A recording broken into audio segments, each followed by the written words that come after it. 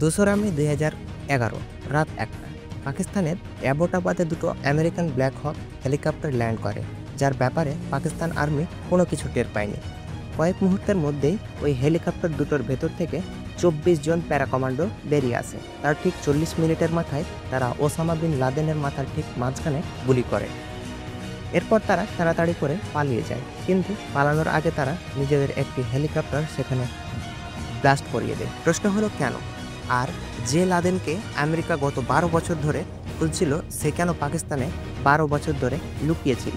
এবং আমেরিকা কিভাবে লাদেনের লোকেশনটা খুঁজে পেল? আর কেন লাদেনকে হত্যার পর তাকে সমুদ্রে কবর দেওয়া হয়েছিল? তো বন্ধুরা, আমি রয়েছি হৃদয়। আপনাদের সাথে এরকম ইন্টারেস্টিং ভিডিও পেতে আমার চ্যানেলটাকে সাবস্ক্রাইব দিয়ে রাখুন, যাতে সবার আগে আপনার কাছে আমার ভিডিওটি পৌঁছায়। আজকের এই ভিডিওতে অপারেশন নেপচুন স্পিয়ার নিয়ে আলোচনা করব। ৩০শে নভেম্বর ২০০১ আমেরিকার ওয়ার্ল্ড ট্রেড সেন্টারে অ্যাটাকের ঠিক ২ মাসের মাথায় আমেরিকা আফগানের তোরা বোরা গুহায় বোমা নিক্ষেপ শুরু করে। কারণ আমেরিকার কাছে ইনফরমেশন ছিল যে লাদেন এই তোরা বোরা গুহার কোথাও লুকিয়ে আছে। তাই আমেরিকা এই গুহার উপর মিসাইল ছুড়েছিল, কিন্তু আমেরিকান আর্মিকে ফাঁকি দিয়ে লাদেন ওই গুহা ছেড়ে পালিয়ে যান।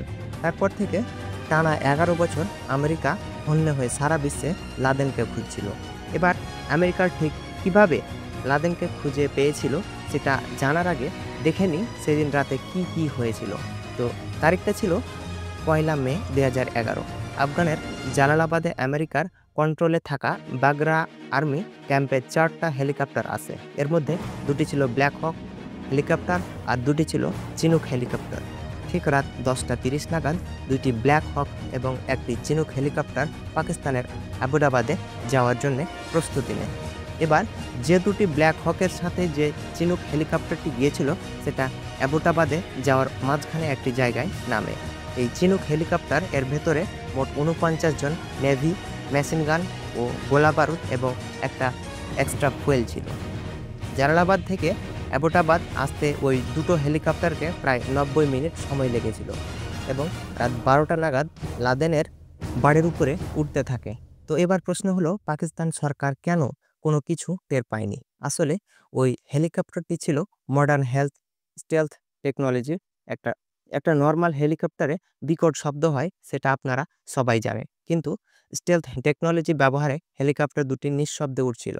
তাছাড়া ওই টেকনোলজি ব্যবহারের ফলে পাকিস্তানি সরকার তাদের দেশের উপর উঠতে থাকা হেলিকপ্টার ডিটেক্ট করতে পারেনি।